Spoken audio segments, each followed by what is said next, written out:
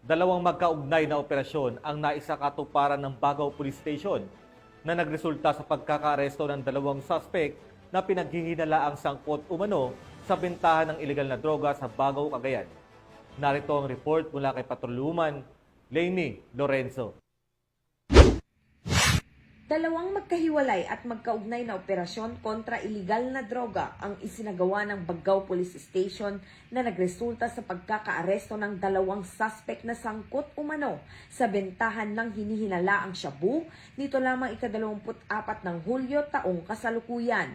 Sa isinagawang operasyon ng Bagao Police Station, katuwang ang 1st Cagayan Provincial Mobile Force Company, Provincial Intelligence Unit at Provincial Drug Enforcement Unit, unang nahuli si alias Manoy, 25 anyos, binata at isang magsasaka mula sa Zone 1, Talang, Bagao, matapos kumagat sa isang operatibang nagpanggap bilang isang poster buyer sa New Cemetery Zone 1, Barangay San Jose ng nasabing bayan. Nakumpiska mula sa kanya ang dalawang sachet ng hinihinalaang shabu na tinatayang nagkakahalaga ng 2,040 pesos. Ilang sandali lamang matapos ang unang operasyon, nahuli rin ang kasama umano ng unang suspect sa parehong paraan, si alias Rosley, 32 anyos, may asawa at residente naman ng Barangay Remus ng parehong bayan.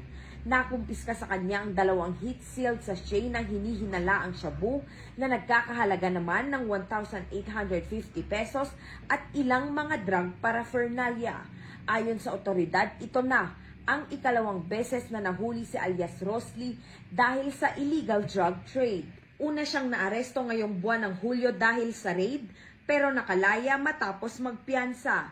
Sa panayam, inamin ng ginang na inutang lamang niya ang ipinampiyansa noon kaya't napilitang bumalik sa pagbebenta ng iligal na droga upang mabayaran ito. Aminado naman ang suspect sa kanyang iligal na gawain at naghayag ng kahandaan na makikipagtulungan para sa mga otoridad. Matapos ang dokumentasyon at inventaryo, dinala na ang ginang sa istasyon ng pulisya para sa kaukulang investigasyon. Sa ilalim ng kampanya ng Bagong Pilipinas, mas pinaigting ng pambansang pulisya ang kanilang laban kontra iligal na droga bilang tugon sa panawagan para sa isang ligtas at mas maayos na bansa. Mula dito sa Lambak ng Cagayan, ako ang inyong PNN correspondent, Patrolwoman Lainey Lorenzo. Alagad ng batas, tagataguyod ng balitang pulis.